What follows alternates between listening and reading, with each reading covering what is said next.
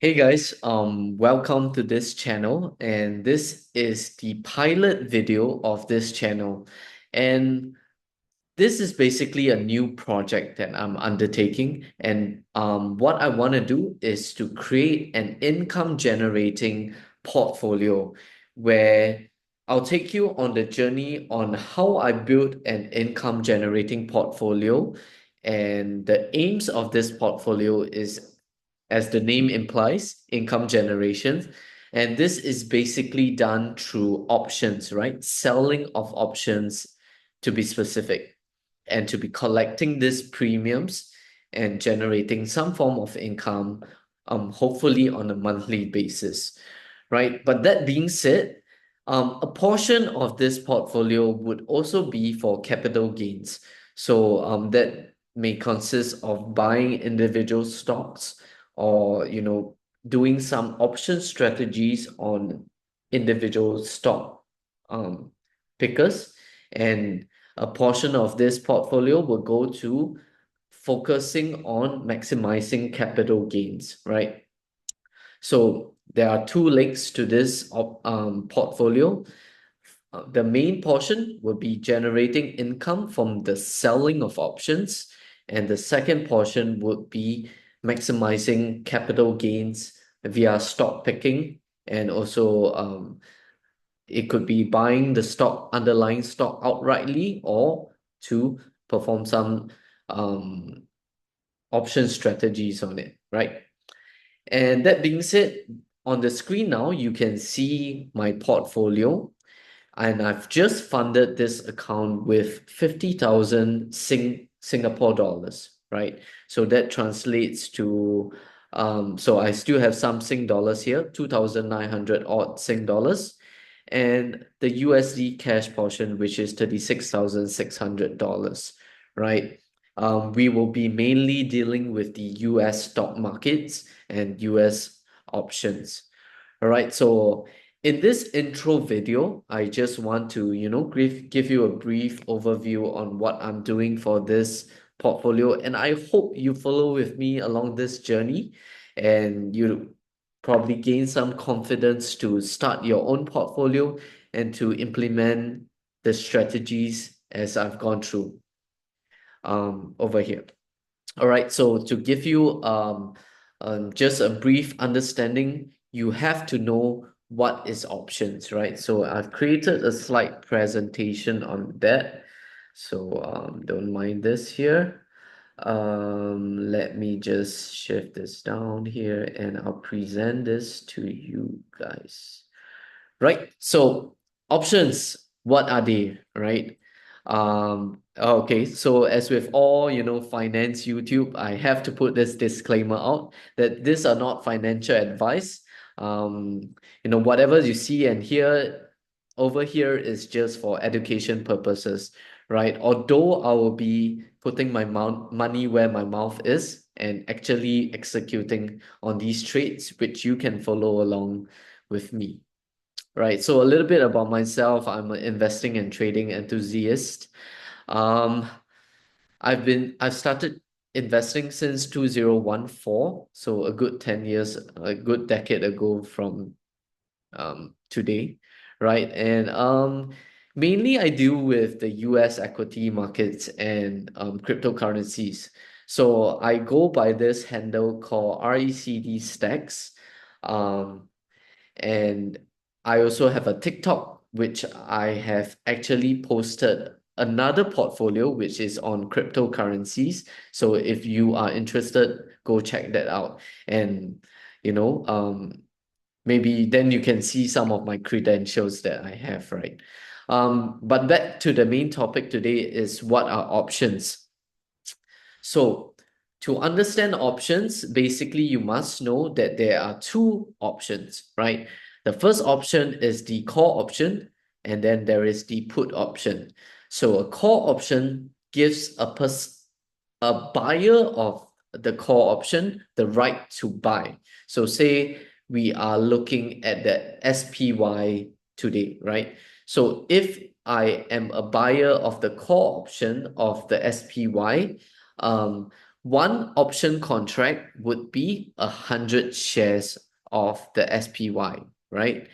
And if I'm purchasing a call option, that gives me the right to buy um, the SPY at a particular strike price, which we will go through more of that later on. And the put option, so basically the right to sell someone. So assume now I have 100 SPY shares, right? And I buy a put option for the SPY, right? So now I have the option to sell my SPY shares to um the seller of the put option, right? So things are a little bit blur right now, but they'll be clearer as we go through, right? Okay, so the next thing that you need to know is the three important um, factors to options. So first of all is the strike price. So the strike price is the price that you're willing to purchase or sell a stock at, right? And then there is the expiration date, which means for all option contract, there is a time frame, and once it's past that time frame, the option will be rendered worthless, right? And the third leg to this whole thing is the premium, right? So basically, if you are a seller, the premium that you will collect for giving a person the right to buy or the right to sell you a particular stock. And if you are a buyer, this is the premium that you're paying someone, right? So I will give you an analogy right now so that it's a little bit more simpler for you to understand. Okay, so think of it as an option to purchase, right? So option to purchase is basically what Singaporeans have to do basically when they purchase a property, right? So the strike price would be the negotiated price that you are willing to buy the property at. So say the seller and you have agreed that you will buy this particular property at $2 million, right? So what's the next step? The next step is to draft up something we call the option to purchase, right? So basically, this contract gives you a certain time frame in which if you choose to exercise this option, you will be able to buy this property at the strike price of $2 million.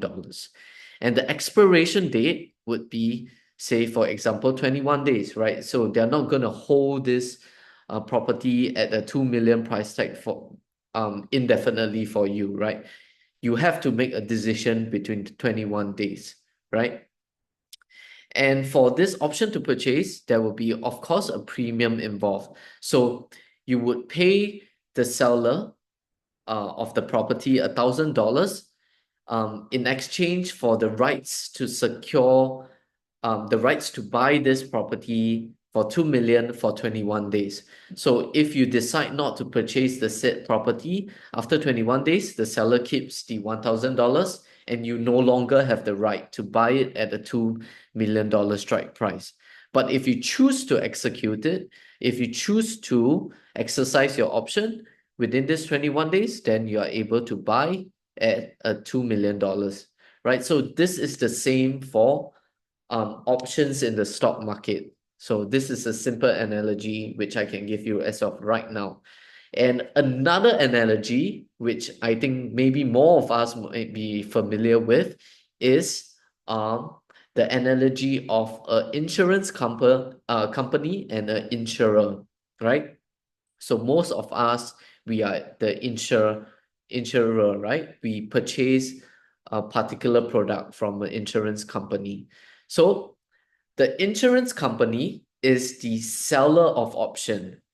And for most of us, which are the insurers, we are the buyer of option. So we pay the insurance company a premium, and in return, if anything should happen to us, they agree to pay us out a sum that we have agreed on, say maybe $250,000, right? So keep in mind this example on of an insurance company and a insurer. So insurance company is the seller of options, and the insurer, you and I today, we are the insuree, which is the buyer of options. I will give more analogy on this further on to make things clear. All right, so the next thing you have to know is the premium, right? So how is this premium derived? It's intrinsic value, which is the market price and the strike price. And then there is the time value aspect to it, which is the interest rates, volatility, and time left. And this all in total gives us the option value, which is the premium. And for the nerds out there, if you want to know, this is the formula to derive or to price option contracts, and it's called the Black-Scholes model, right? For the regular investor, I don't think you need to know about that, right? Okay, so option value, right? Intrinsic value. So what is intrinsic value? It is the current market price of the underlying asset minus the strike price of the option. So if we take into an example of the SPY, say you buy a call option at a strike price of $100, right? And today in the open market, it is actually trading at $150, right? So remember, one option equals to 100 shares. So if we take 150 today's market price minus the strike price, so $100, we are left with $50 per share, right? And if we multiply that by 100 shares, we get $5,000. So that is your intrinsic value of the call option, right? And for the put option, it is basically the other way around, okay? So if you are trading on a brokerage, for this particular brokerage, it's actually TD Ameritrade. But I think for if you're not an accredited investor in Singapore, you no longer have access to this platform, right? But basically this is the premium table, right? So if you're trading options, this would be very familiar to you. I'll just have some things to go through for the beginners out there. So if you look at here, there will be a column called the strike, right? So this is your particular strike price. And then the next terminology you have to familiarize with is in the money, right? For call option, if the trading price today is above your strike price, especially if you're a buyer of option, it means that you are in the money, means that you are profiting from your option trade, most likely profiting, right? And out of the money means that your strike price is higher than today's trading price. So if you can see, the price goes higher on this end, and look at the call option, which is this side over here, right? So in the money means that it's trading, your strike price is less than today's trading price. And out of the money means that your strike price is higher than today's trading price. And vice versa for the put options, right? Okay. So let's go on to the next thing that you need to know. I know this is a lot to digest, so go through the video again, and have a clearer understanding on how all these things works, because these are the basics of option trading. And if I might say that, some places charge you a lot for this information as well. Okay, the next thing we have to go through is time decay. So if you are a buyer of option, time works against you, right? And if you are a seller of option, time works for you. Okay, so basically, the day you purchase the option, the premium that you pay is 100%. As the days goes past, this curve gets steeper and steeper. It means that your option value is actually worth less and less. So if you are a buyer of option, you want to let's say you buy a call option, you want the price of the underlying asset to quickly go up so that you do not fall into too much time decay. But if you are a seller of option, you want that the option doesn't hit your strike price, right?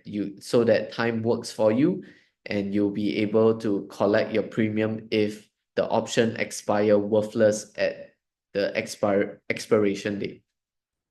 Right. So to give you to take reference to the previous analogy that I've given, which is the insurance company. So say, for example, you buy a critical illness plan, right? And you're paying $1,200 per annum.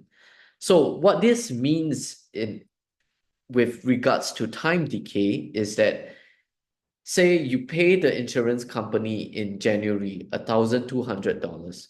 That essentially means that every month, right, as it goes past, your you are utilizing this coverage, right? So what do I mean is that January, essentially the insurance company, which is the option seller, he is realizing $100 of profit from you, right? Why do I say $100?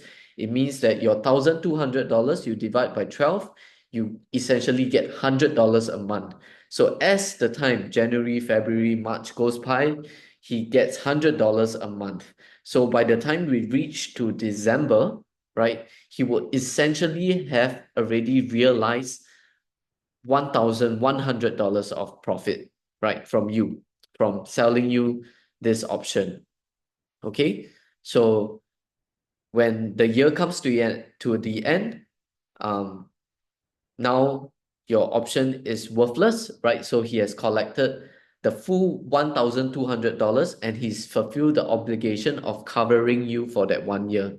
And then what you need to do next is to pay him another $1,200 and then you start the coverage from there. So that's how the time decay works in option as well. So don't think about it too complicated, as if it's a complicated subject. If you really understand the gist and if you practice, it will all come to you very naturally, right?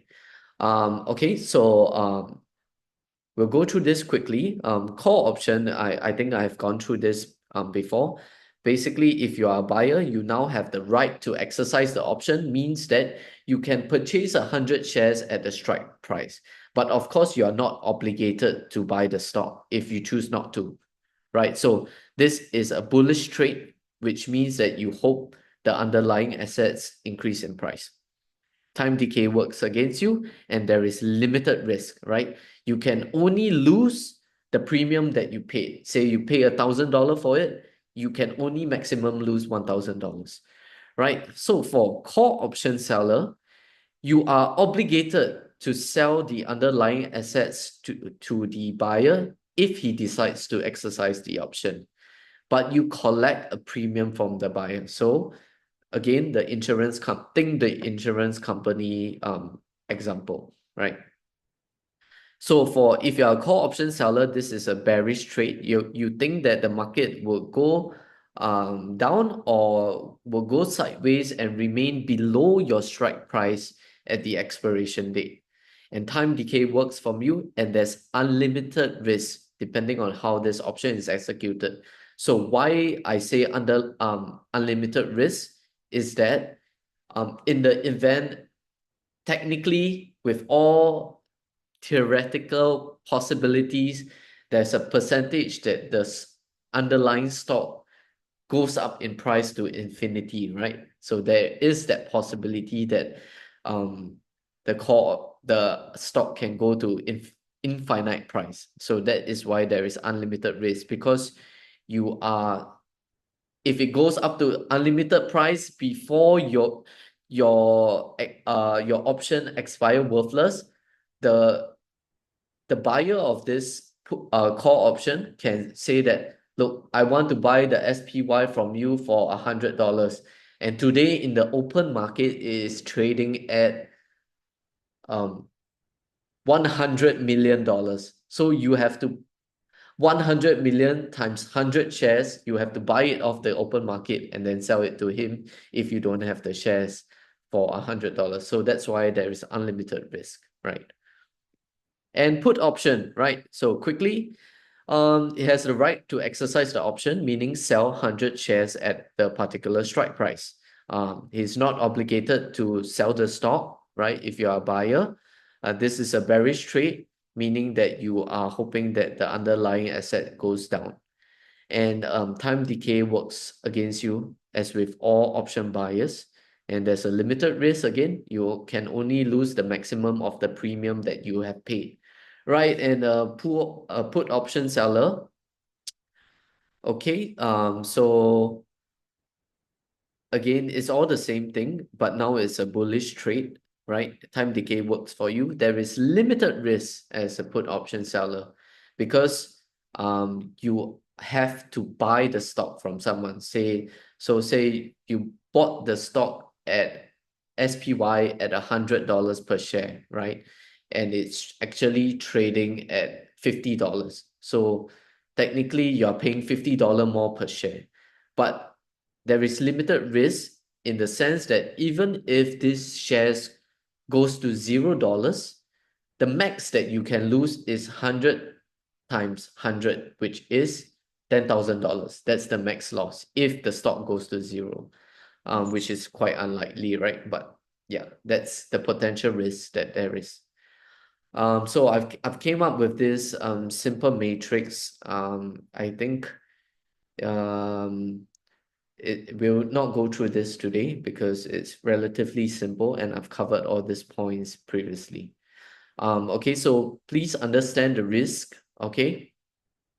If you are a naked call option seller, right? That what does naked call option seller means is that you don't have 100 shares of the call option that you're selling. So for example, you do not have 100 shares of SPY, but you go and sell a call option, means you're obligated to sell, or the buyer it has the right to buy from you 100 of these shares at your strike price. So it's very dangerous if you're naked, right? And for a naked put option, it means that you don't have the cash required to buy 100 shares from the buyer of the option, right? So all these are very risky. So I will explain how to mitigate this risk, but basically it means that you have to have either the shares or the cash, and that would minimize your risk over here, right? So I think we're done for this presentation. I hope you gain something from this. For those who are beginners, I think it's wise to re-watch the video, right? Also, do help me give a like and subscribe to this video as well. Yeah. But the next thing I'll be doing is to show you this income generating portfolio on Notion that I've created, right? So this serves as a tracker, right? So I will be inputting the net liquidation value or my portfolio valuation on a daily basis, right? So this will become a chart that you can see over time daily, how are we progressing. So, I might not do a video on a daily basis, but this will be where I'm held accountable, right?